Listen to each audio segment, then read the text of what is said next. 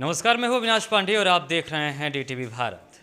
पप्पू यादव, जिन्हें कल पहले तो हिरासत में लिया गया, उससे पहले भी हाउस अरेस्ट किया गया, फिर पुलिस ने कई थानों का चक्कर लगवाया और उसके बाद मधेपुरा पुलिस आई और हिरासत में लेकर गई और उसके बाद माननीय कोर्ट ने उन्हें 14 दिन की न्यायिक हिरासत में भेज दिया है।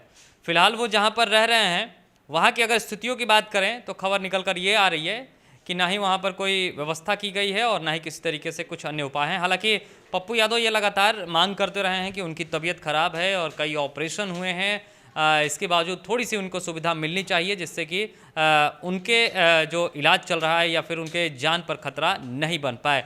और एक और बड़ी खबर ये है कि पप्पू यादव फिलहाल भूख हड़ताल पर हैं। जी हाँ, पप्पू यादव भूख हड़ताल पर हैं। ऐसा हम इसलिए कह रहे हैं क्योंकि थोड़ी देर पहले, या यूँ कह लें कि पप्पू यादव के ऑफिशियल ट्विटर हैंडल से एक ट्वीट करते हुए ये जानकारी दी गई है कि वीरपुर जेल में पप्पू यादव भूख हड़ताल पर हैं।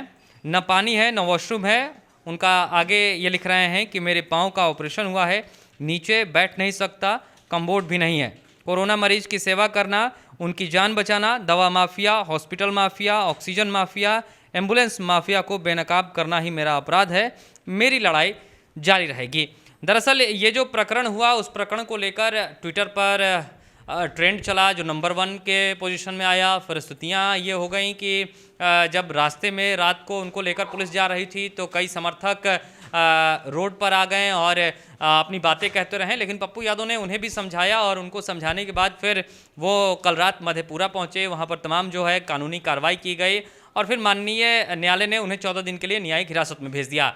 और अब की अगर बात करें तो अब फिलहाल पप्पू यादव के आवास पर अभी भी काम चल रहा है। वहाँ पर जो जाप के कार्यकर्ता हैं वो हैं, जो जाप के नेता हैं वो हैं, वहाँ से सब जो मरीज आ रहे हैं जिनको ज़रूरत है किसी चीज़ की, खाने की, ऑक्सीजन सिलेंडर की या दवाइयों की, वो वहाँ से अभी भी दिया जा रहा है। सुबह सुबह राजू दानवी जो प्रदेश युवा जाप के प्रदेश अध्यक्ष हैं, उनसे बातचीत हुई थी। उनका कहना था कि जब से हम लोग वापस मधेपुरा से लौटे हैं तब से ही लगातार जो लोगों की मदद करने का काम है वो चल रहा है। देखिए, स्थितियाँ ये हैं कि फिलहाल पप्पू यादव भूख हड़ताल पर हैं और ये कब तक भूख हड़ताल पर रहेंगे, क्या कुछ उनके लिए सुविधाएं दी जाएंगी, ये भी एक बड़ा दिलचस्प मोड़ होगा देखने वाला कि आखिर स्थितियाँ कैसे बदलती हैं और क्या पप्पू यादव बहुत जल्दी वापस आएंगे। लोग तो ये मांग कर रहे हैं, लेकिन वो कब आते हैं, किस तरीके से आते हैं, क्योंकि न्यायिक प्रक्रिया है और अपहरण का केस था, उसमें उनकी गिरफ्तारी की गई है। 14 दिन के लिए फिलहाल न्यायिक हिरासत में भेज दिया गया है। उसके बाद अब जिस तरीके से कानूनी कार्रवाई होगी,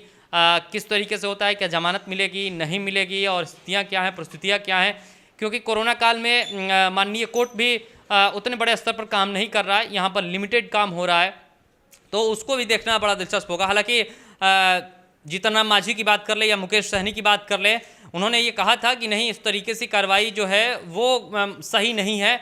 कम से कम जो लोग सेवा कर रहे थे उनको सेवा करते रहने देना चाहिए था।